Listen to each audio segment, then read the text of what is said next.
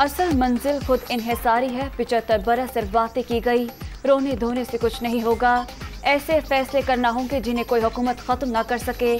IMF से $2 अरब मिलने के बाद मईशत को सहारा मिलेगा।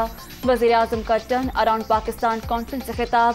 सुर्ख फीते का कल्चर खत्म करने के लिए तजावीज़ मांग ली।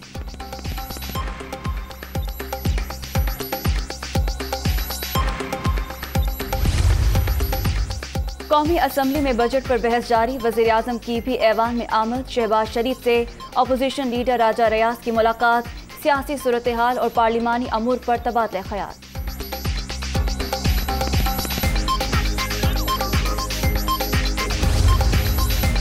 और सब कुछ हमने खराब किया तो फिर हमें इक़्तिदार में रहने देते, हम जिम्मेदारी भी लेते। हमारी हुकूमत भी IMF प्रोग्राम में थी, लेकिन दबाव के बावजूद आवाम पर बोझ नहीं डाला।